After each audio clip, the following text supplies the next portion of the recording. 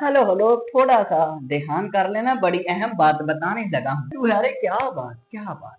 अब माइनस का अस्सलाम वालेकुम एंड वेलकम वेलकम वेलकम मेरे प्यारे स्टूडेंट क्या हाल चाल स्टूडेंट्स। आज फिर से एक नए जोश के साथ हाजिर हुआ हूँ और आज के लेक्चर में भी बड़े ही मजे आने वाले हैं। स्टूडेंट्स, आप मेरी किसी एक्सरसाइज की वीडियो को अगर देखना चाहते हैं तो क्लास एक्सरसाइज लिखने के बाद मेरे चैनल का नाम लिखें, आपको टॉप पे मेरी वीडियो मिल जाएगी। ओके हो गया। हम क्वेश्चन को स्टार्ट करते हैं। क्वेश्चन नंबर 1 की स्टेटमेंट ये है, examine the nature of roots. हमने नेचर ऑफ रूट्स का बताना है ऑफ फॉलोइंग क्वाड्रेटिक इक्वेशन। ये दर्जैल क्वाड्रेटिक इक्वेशन जो है इसकी हमने नेचर ऑफ रूट्स बताना है, रूट्स की नोयत बताना है। जरा नजरें स्क्रीन पर करना, मैं बताता हूँ। स्टूडेंट्स, नेचर ऑफ रूट से ये मुराद है कि इसके जो आंसर आएंगे, इसके जो रूट्स आएंगे उसकी नेचर क्या होगी। मतलब कहने का, इस इक्वेशन को सोल्व करेंगे कुछ ना कोई तो आंसर आएगा, लेकिन हमने क्या करना है, इस इक्वेशन को सोल्व किए बगैर हम ये बता सकते हैं कि इसके आंसर किस टाइप के होंगे। मतलब रैशनल इसके आंसर आएंगे। फॉर एग्जाम्पल, इस x को सोल्व करेंगे, इस इक्वेशन के आंसर क्या इस तरह से आएंगे, रैशनल होंगे। क्या हमारे पास इस इक्वेशन के जो आंसर है वो इरैशनल होंगे जी। क्या इस इक्वेशन का जो आंसर है वो हमारे पास कम्प्लेक्स नंबर हो सकता है। हम सोल्व किए बगैर बता सकते हैं, इसे कहते हैं नेचर ऑफ रूट्स। जी जी जी। अब कैसे फाइंड करना है, तो स्टूडेंट्स इसके लिए हमें ये छोटा सा प्यारा सा ये वाला फार्मूला, ये जो स्क्वायर रूट के अंदर होता है ना, बी स्क्वायर माइनस 4ac, इसकी मदद से हम इस इक्वेशन की रूट्स की नेचर बता सकते हैं। जी जी जी, इसकी मदद से हम बताएंगे। अब इसको हम कहते हैं डिस्क्रिमिनेंट। तो स्टूडेंट्स, डिस्क्रिमिनेंट को शॉर्ट फॉर्म में भी लिख सकते हैं। हम लिख सकते हैं डिस्क्रिमिनेंट को शॉर्ट फॉर्म में इस तरह से लिख सकते हैं। और डिस्क्रिमिनेंट क्या होता है, ये जो स्क्वायर रूट के अंदर ये जो क्वाड्रेटिक फार्मूला है, इसमें स्क्वायर रूट के अंदर ये जो चीज है ना, b का स्क्वायर माइनस 4ac, ये हमारा डिस्क्रिमिनेंट है। अब 2-3 बातें और याद रखनी है, फिर हम अपना क्वेश्चन करते हैं। जरा इसको मैं रेज करूं जी। स्टूडेंट्स, अब थोड़ा सा हेलो हेलो, थोड़ा सा ध्यान कर लेना, बड़ी अहम बात बताने लगा हूं। इस इक्वेशन को इस फार्मूला से सोल्व करेंगे, कोई ना कोई तो आंसर आएगा जी। तो बी स्क्वायर माइनस 4ac को सोल्व करेंगे, कोई ना कोई आंसर आएगा। अगर आंसर ग्रेटर देन 0, बड़ा है 0 से, अगर आंसर 0 से बड़ा हो और साथ में परफेक्ट स्क्वायर भी हो, साथ में परफेक्ट स्क्वायर भी हो। अब देखिए, 0 से बड़ा तो 3 होता है, बिल्कुल 3 जो है 0 से बड़ा है, लेकिन ये परफेक्ट स्क्वायर नहीं है। ये जो 4 है ना, ये भी 0 से बड़ा है, लेकिन ये परफेक्ट स्क्वायर भी है। 4 किस नंबर का स्क्वायर ले, 4 आएगा, 2 का स्क्वायर 4 होता है। ऐसे जो 9 है, ये किसका स्क्वायर ले, 9 आएगा, 3 का स्क्वायर ले 9 है। तो ये परफेक्ट स्क्वायर नंबर है, ये परफेक्ट स्क्वायर नहीं है। अगर 0 से बड़ा आंसर आए और साथ में परफेक्ट स्क्वायर भी हो इस तरह से, तो हम कहेंगे जो नेचर ऑफ रूट्स होगी ना, वो रैशनल होगी। अरे क्या बात है, अरे क्या बात है, रैशनल होगी, जिसे उर्दू में कहते हैं नातक होगी, रैशनल और unequal. Unequal.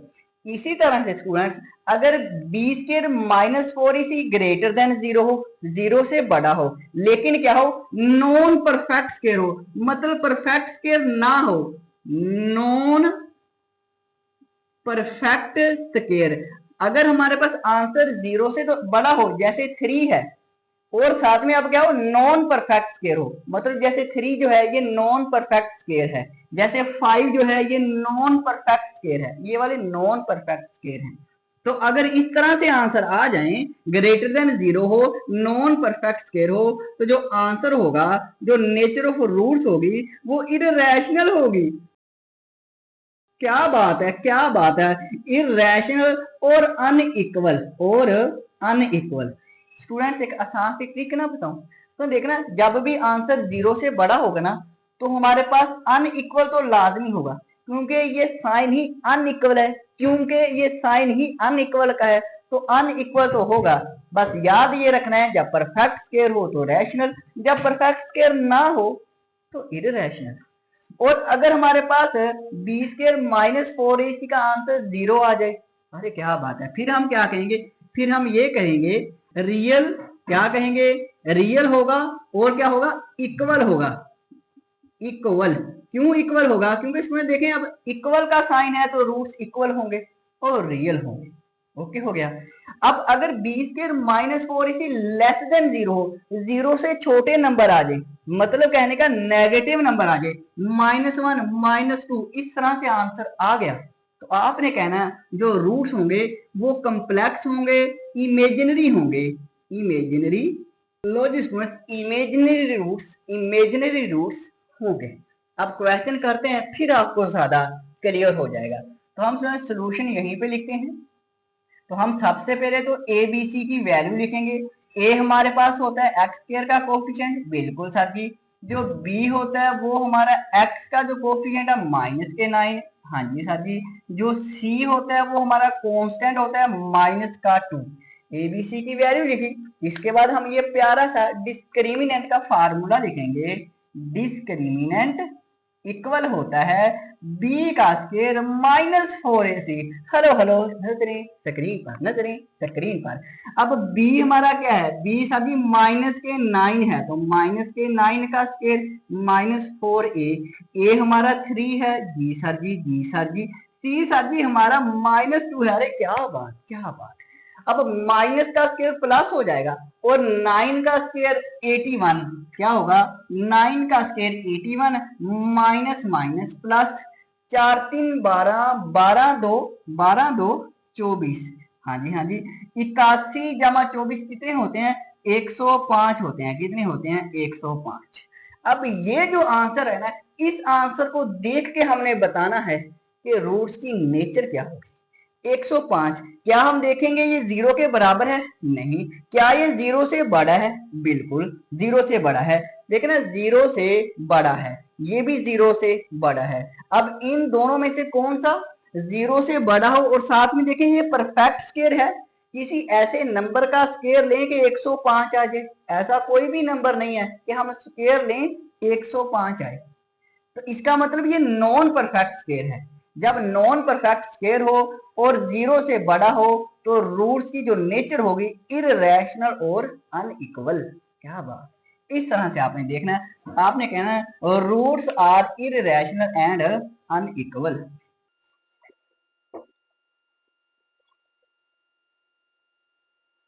Logic student, roots are irrational and unequal होंगे।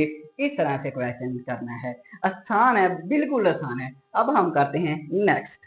तो स्टूडेंट्स पार्ट नंबर 2 करेंगे। आप पार्ट 2 में क्या है, सोल्यूशन लिख दिया है, x square plus 6x plus 9। हमने इसकी नेचर ऑफ रूट्स बतानी है। तो सबसे पहले तो हम ए की वैल्यू लिखेंगे। ए हमारा एक्स स्क्वायर का कोफिशिएंट होता है, बी हमारा एक्स का कोफिशिएंट 6 होगा, सी हमारा कोफिशिएंट क्या होगा, कांस्टेंट होगा। इसके बाद हम फार्मूला लिखेंगे। तो डिस्क्रिमिनेंट लिखा equal to be square -4ac, ये हमारा फार्मूला होगा। हेलो हेलो, नजरें स्क्रीन पर करना। तो हम b की वैल्यू लिखेंगे। b हमारा 6 है, तो 6 का स्क्वायर आएगा -4 आएगा इंटू a क्या चीज है, a सर जी 1 है, और c क्या है, c सर जी 9 है। बिल्कुल बिल्कुल, 6 का स्क्वायर 36 होगा, -4 1 जार 4 और 4 9 जार, हेलो हेलो, 4 9 जार 36 होंगे। बिल्कुल बिल्कुल 36, 36 माइनस के 36 0 आएगा, आंसर 0 आ गया। अगर डिस्क्रिमिनेंट 0 आ जाए, जी जी जी, मैंने बताया था बी स्क्वायर -4ac अगर इक्वल टू 0 आ जाए तो रूट्स की नेचर रियल और इक्वल होगी। बस ये आप यहाँ पे लिख दें। लो जी स्टूडेंट्स, मैंने लिख दिया roots are real and equal होंगे। जी जी जी, अब पार्ट 3 करेंगे। अब पार्ट 3 में क्या करेंगे? अरे सर जी सोल्यूशन लिखेंगे और ये क्वेश्चन आपने करवाना है। ओके सर जी हम करवा देंगे। सर जी सबसे पहले ए की वैल्यू लिखें। ए होता है एक्स स्क्वायर का कोफिशिएंट, बी सर जी एक्स का जो कोफिशिएंट 4 है ये होगा, सी सर जी ये जो कांस्टेंट है ये होगा। सर जी डिस्क्रिमिनेंट का फार्मूला लिखें जो कि होता है बी का स्क्वायर माइनस 4ac। बिल्कुल बात तो सही है। इसके बाद सर जी आप वैल्यू पुट कर दें। बी सर जी 4 है तो 4 लिखें, 4 का स्क्वायर आएगा माइनस 4a। ए सर जी 2 है, सी सर जी सी की वैल्यू 5 है। बिल्कुल सही। सर जी 4 का स्क्वायर 16 होगा माइनस 4 2 8 और 8 5 40 होगा। सर जी 16 माइनस के 40 माइनस के 24 होंगे जी। डिस्क्रिमिनेंट सर जी क्योंकि माइनस 24 आ गया जो कि जीरो से छोटा होता है जी। अगर b square minus 4ac zero से छोटा हो तो रूट्स होते हैं इमेजिनरी। तो सर जी आप लिख दें रूट्स आर इमेजिनरी। लो जी स्टूडेंट्स मैंने लिख दिया रूट्स आर इमेजिनरी। मुश्किल नहीं है, नेक्स्ट करते हैं। तो स्टूडेंट्स पार्ट नंबर 4 करेंगे। अब पार्ट 4 में देखना, अब पार्ट 4 में ये करेंगे कि इस इक्वेशन की हमने नेचर ऑफ रूट्स बताना है। ए 7 है, बी माइनस का 6 होता है, सी हमारे पास ये कांस्टेंट माइनस का 1 है। डिस्क्रिमिनेंट का फार्मूला लिखा। बी क्या चीज है? बी माइनस के 6 है, माइनस के 6 का स्क्वायर आएगा माइनस 4 इंटू ए। ए हमारा 7 है, सी हमारा माइनस का 1 है। ओके माइनस का स्क्वायर प्लस 6 का स्क्वायर 36 माइनस माइनस प्लस 7 4 28 है और 28 और 36 जमा करें 8 और 6 14 आएगा, 3 2 5 और 1 6 64 आएगा। अब रूट्स की नेचर बताएं। ये हमारे पास जो 64 है ये जीरो से बड़ा है और ये परफेक्ट स्क्वायर भी है क्योंकि 8 का स्क्वायर 64 होता है। जब जीरो से बड़ा आए बी स्क्वायर माइनस 4ac, जब जीरो से बड़ा आए और परफेक्ट स्क्वायर हो तो रूट्स की नेचर रैशनल और अनइक्वल होती है। तो roots are rational and unequal, rational और अनइक्वल लिख दिया। अब पार्ट 5 देखेंगे। इस इक्वेशन की हमने नेचर ऑफ रूट्स बताना है। तो सबसे पहले ए हमारा एक्स स्क्वायर का जो कोफिशिएंट है वो होगा, बी हमारा एक्स का जो कोफिशिएंट है वो होगा, सी हमारा कांस्टेंट होगा। डिस्क्रिमिनेंट का फार्मूला लिखा, वैल्यू पुट कर दें। बी हमारा -2 है तो -2 का स्क्वायर आएगा, माइनस लिखेंगे 4 है। ए हमारा क्या है? ए हमारा 5 है। सी हमारा जो है वो 10 है। बिल्कुल ऐसे ही है। माइनस का स्क्वायर प्लस और 2 का स्क्वायर 4 आएगा, माइनस लिखेंगे। 4 5 20 और 20 को 10 से ज़रब दें 200 आ जाएगा। 4 माइनस का 200 माइनस का 196 आएगा। ओके हो गया। अब माइनस का 196 ये हमारे पास नेगेटिव है। जब b square minus 4ac less than zero हो, जीरो से छोटा हो तो रूट्स जो होते हैं इमेजिनरी होते हैं। Roots are imaginary. लो जी स्टूडेंट हमने लिख दिया कि जो रूट्स होता है वो इमेजिनरी होगा होगा होगा। नेक्स्ट करते हैं। तो जी स्टूडेंट्स पार्ट नंबर 6 लास्ट वाला पार्ट है। अब लास्ट वाला पार्ट देखें। अब लास्ट वाले पार्ट में देखें ये इक्वेशन है, इसकी हमने नेचर ऑफ रूट्स बताना है। तो ए हमारा एक्स स्क्वायर का जो कोफिशिएंट 1 होता है, बी हमारा एक्स का कोफिशिएंट -8 है, सी हमारा 16 है। हेलो नजरें स्क्रीन पे रखना, नजरें स्क्रीन पे रखना। डिस्क्रिमिनेंट का फार्मूला लिखा। बी हमारा क्या है? -8 है, -8 का स्क्वायर आएगा, माइनस का 4 आएगा। ए हमारा क्या है? सभी ए 1 है और सी क्या है? सी सभी 16 है। अरे लिख दिया सभी माइनस का स्क्वायर प्लस और 8 का स्क्वायर सभी 64 होता है, माइनस 4 1 4 और 4 16 है 64, 16 4 64 आएगा। 64 माइनस का 64 जीरो जवाब आएगा। जीरो जब जवाब आ जाए तो रूट्स की नेचर क्या होती है? जब zero B square -4ac zero आ जाए तो रियल और इक्वल होता है। Roots are real and unequal. Sorry मैंने अनइक्वल कह दिया, इक्वल कहना था। रूट्स आर रियल और इक्वल होंगे। लो जी स्टूडेंट्स, हमारे क्वेश्चन नंबर 1 के सारे पार्ट हमने खत्म कर दिए। नेक्स्ट करते हैं क्वेश्चन नंबर 2। तो जी स्टूडेंट्स, क्वेश्चन नंबर 2, तो पहले क्वेश्चन नंबर 2 के स्टेटमेंट को अच्छी तरह से समझेंगे। For what value of T, हमने टी की वैल्यू फाइंड करनी है। टी की क्या वैल्यू होगी, वो ये कह रहा है the roots of this equation, इस इक्वेशन के जो रूट्स हैं आर रियल एंड अनइक्वल। ये इस इक्वेशन है ना, इसके रूट्स रियल हो और अनइक्वल हो। अब रियल और अनइक्वल रूट्स कहाँ पे होते हैं, कब होते हैं? यहाँ पे अनइक्वल है लेकिन ये रियल नहीं है, यहाँ पे अनइक्वल है लेकिन ये रियल नहीं है, यहाँ पे रियल है लेकिन अनइक्वल नहीं है, तो कहाँ पे होंगे? तो एक बात याद रखना ये वाली बात जो बताने लगा हूं कि जब भी रूट्स रैशनल होंगे वो रियल लाजमी होंगे, क्योंकि रैशनल नंबर रियल ही होते हैं। जो रैशनल नंबर होता है स्टूडेंट्स वो रियल भी होता है, और इररेशनल नंबर जो है वो भी रियल होता है। इररेशनल नंबर जो होता है वो भी स्टूडेंट्स रियल ही होता है, और ये तो है ही रियल। हाँ, ये रियल नहीं होगा, इमेजिनरी नंबर वो रियल नहीं होते। तो रूट से रियल और अनइक्वल कहाँ पे है, यहाँ पे रियल और अनइक्वल यहाँ पे है। अब रियल और अनइक्वल यहाँ भी है, इसका मतलब इन दोनों में से कोई सा फार्मूला हम यूज कर सकते हैं। ये दोनों देखें एक जैसे ही है, b square minus 4ac greater than 0, ये भी ग्रेटर देन 0, तो हम ये अप्लाई करेंगे। इसकी मदद से हम टी की वैल्यू फाइंड करेंगे। आज वो बताता हूँ। सबसे पहले तो स्टूडेंट हम सोल्यूशन लिखेंगे। मैंने सोल्यूशन लिखा और मैं अपनी इक्वेशन लिखूंगा 3x का square plus x plus 9t equal to 0। Okay sir जी, हेलो हेलो, नजरें स्क्रीन पर। a हमारा क्या होता है, जो x स्क्वायर का कोफिशिएंट है। b हमारा क्या होगा, ये जो x का कोफिशिएंट होता है, x का कोफिशिएंट कुछ नहीं है तो 1 होगा। c हमारा क्या है, ये जो कांस्टेंट होता है 9t। ओके, अब हम ये कहेंगे चूंकि रूट्स रियल और अनइक्वल है,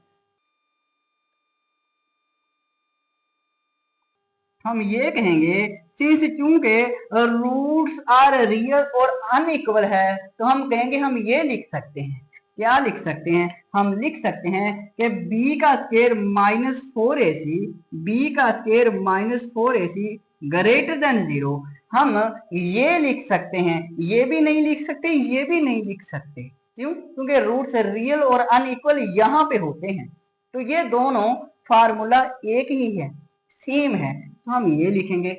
इसके बाद b की वैल्यू लिखेंगे, बस b की वैल्यू पुट करें, b पुट कर दिया, 4 लिखा, a हमारा 3 है 3 लिखा, c हमारा 9t है 9t लिख दिया, ग्रेटर देन 0। 1 का स्क्वायर 1 होता है, माइनस 4 3 12 और 12 9 108। 12 9 कितने होते हैं सभी, 12 9 108 होंगे, और साथ में t आ जाएगा ग्रेटर देन 0।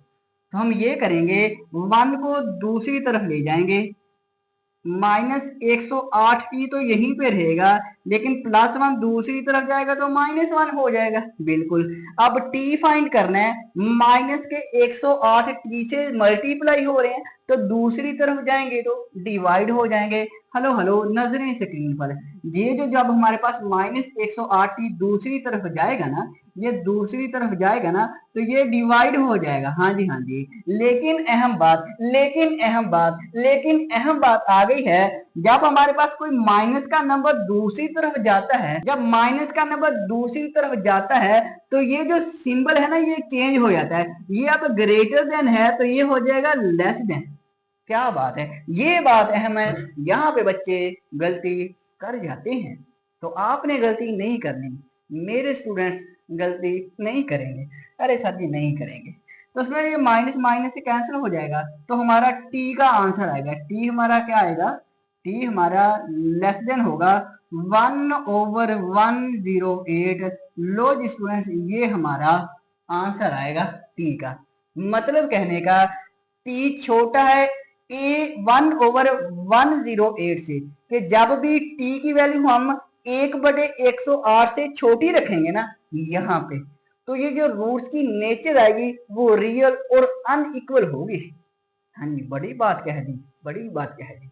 चलो जी नेक्स्ट करते हैं। तो जी स्टूडेंट्स क्वेश्चन नंबर 3। तो सबसे पहले ना क्वेश्चन की स्टेटमेंट को और से समझते हैं।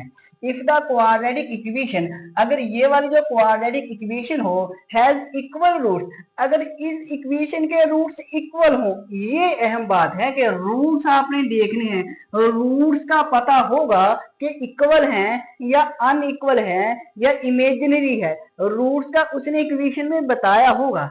तो जो रूट्स बताए होंगे उस हिसाब से ये चारों में से फार्मूला एक लगेगा, इन चार में से एक फार्मूला लगेगा। तो इसलिए स्टेटमेंट को गौर से समझना चाहिए।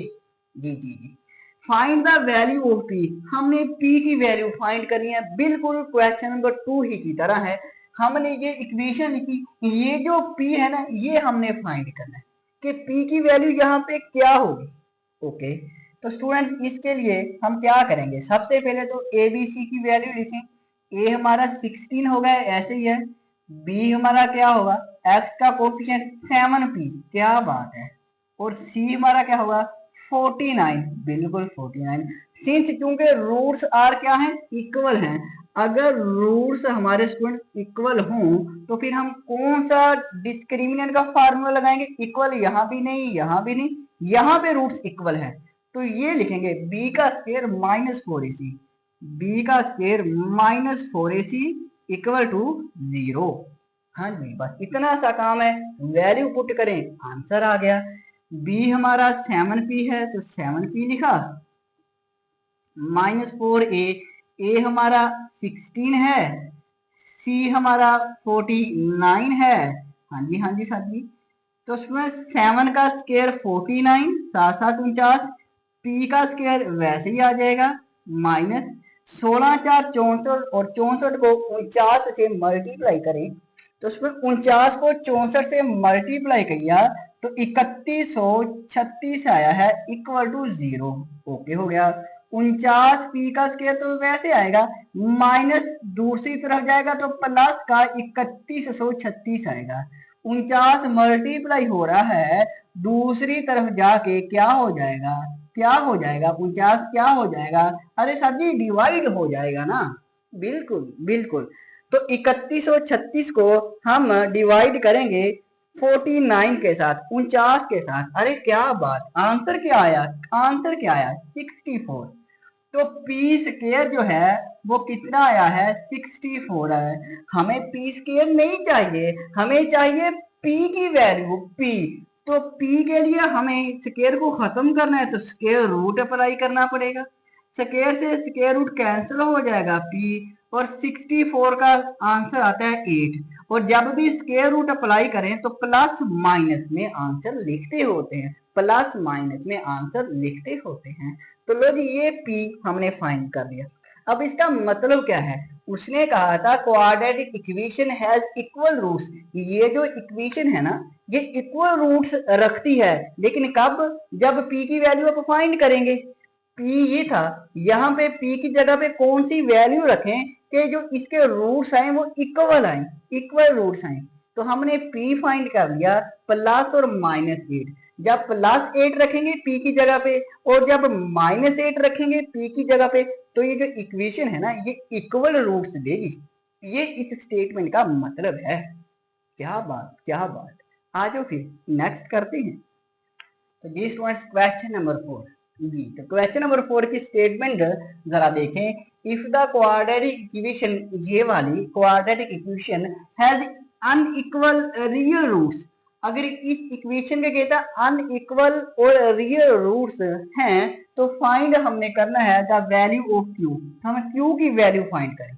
मतलब कहने का हम क्यू की वैल्यू फाइंड करेंगे कि क्यू की वैल्यू यहाँ पे क्या रखें कि हमारे पास रूट जो है वो अनइक्वल और रियल मान जाए, मतलब ये है इस स्टेटमेंट का। तो हम कैसे फाइंड करेंगे क्यू की वैल्यू को, हम इस इक्वेशन को लिखेंगे, हाँ जी लिख लिया। इसके बाद हम ए लिखेंगे, ए होता है ये जो यू स्क्वायर का कोफिशिएंट है, हाँ जी वो तो एक्स स्क्वायर होता है, अरे एक्स स्क्वायर आ जाए, यू स्क्वायर आ जाए, वाई स्क्वायर आ जाए, इससे कोई फर्क नहीं, वेरिएबल चेंज हो सकता है लेकिन ए की वैल्यू वही रहेगी। ये जो हमारे पास लीडिंग कोफिशिएंट होता है ना, यू स्क्वायर है पहला यू स्क्वायर, इसका जो कोफिशिएंट होता है ना वो हमारा ए होता है, बी हमारा यू का जो कोफिशिएंट है 8 और सी हमारा 9 होगा। सिंस रूट्स हमारे क्या है, अनइक्वल और रियल है, अनइक्वल और रियल हैं। तो जब सिंस क्योंकि रूट्स आर अनइक्वल रियल हो, कहाँ पे अनइक्वल और रियल होते हैं, अनइक्वल रियल, अनइक्वल रियल यहाँ पे होते हैं, इसका मतलब इन दोनों में से, तो ये दोनों है ही एक जैसे, तो हम लिखेंगे b का स्क्वायर माइनस 4ac, b का square minus 4ac greater than 0, दोनों ही ग्रेटर देन 0 है, तो ये हम लिख देंगे। तो सिंपल वैल्यू पुट करें, b हमारा 8 है तो 8 का स्क्वायर माइनस 4a, a हमारा 4 है तो 4 लिखा। अब c क्या है, c सर जी 9 है, अरे c 9 नहीं है, c क्या है q है, अरे q लिखना था, c हमारा क्या है, c हमारा q है ग्रेटर देन 0। गलती करवा दी ना गलती आप लोगों ने। अरे सर जी हमने कहाँ करवाई, आपने खुद ही की है। 8 का स्क्वायर 64 होता है, माइनस 4 4 का 16 होता है, 16 क्यू आएगा ग्रेटर देन 0, तो 64 दूसरी तरफ चला जाएगा, माइनस के 16 क्यू तो भाई साहब इधर रहेंगे, ये भाई साहब दूसरी तरफ जाएगा तो माइनस का 64 हो जाएगा, बिल्कुल माइनस का 64 हो जाएगा। माइनस के 16 क्यू मल्टीप्लाई हो रहे हैं, दूसरी तरफ जाएगा तो डिवाइड हो जाएगा, दूसरी तरफ जाएगा माइनस के, अब देख ना माइनस का 16 दूसरी तरफ जाएगा ना, माइनस अलामत जब दूसरी तरफ जाती है तो ये सिंबल चेंज हो जाता है, ये सिंबल ग्रेटर देन है तो लेस देन हो जाएगा, तो माइनस के 64 बटे माइनस के 16, तो 16 4 64, माइनस माइनस से कैंसिल, तो क्यू हमारा कितना आ गया, क्यू आ गया लेस देन 4।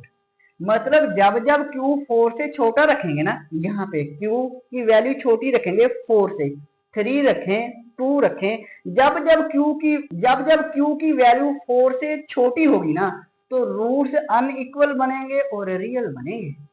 हाँ जी, तो ये स्टूडेंट्स हमारा आंसर आ गया, आंसर आ गया।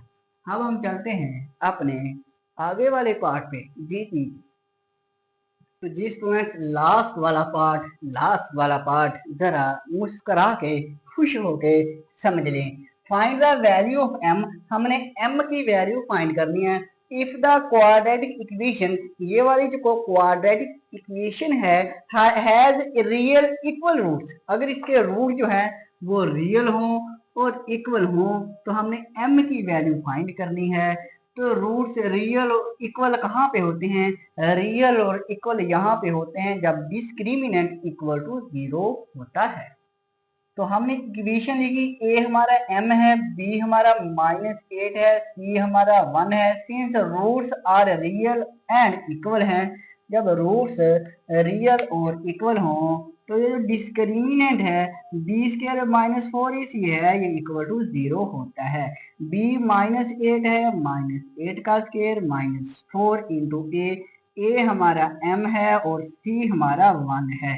ओके, -8 का स्क्वायर 64 होगा, -4 1 4 m होगा, बिल्कुल 64 दूसरी तरफ जाएगा तो प्लस का 64 है, माइनस का 64 हो जाएगा। हेलो हेलो, ऐसे ही बात है ना जी, ऐसे ही है। तो -4 जब दूसरी तरफ जाएगा तो दूसरी तरफ नहीं जाएगा, -4 मल्टीप्लाई हो रहा है तो यहाँ पे जाके डिवाइड हो जाएगा, माइनस माइनस से कैंसर और 16 4 64 होता है और m की वैल्यू आ जाएगी जो कि हमारी 16 होगी। अरे क्या बात, अरे क्या बात। लो स्टूडेंट्स, हमारा आंसर आ गया। तो आज की हमारी एक्सरसाइज भी खत्म हो गई। अब हंसते हुए मुस्कुराते हुए इस एक्सरसाइज का हम एंड करते हैं। ओके हो गया, इसमें एक दफा मुस्कुरा दें, एक दफा मुस्कुरा दें। स्टूडेंट्स, अगर कहीं से किसी क्वेश्चन में कोई प्रॉब्लम पेश आए तो आपने मुझे कमेंट करना है। दुआओं में याद रखना। अल्लाह हाफिज, अल्लाह हाफिज।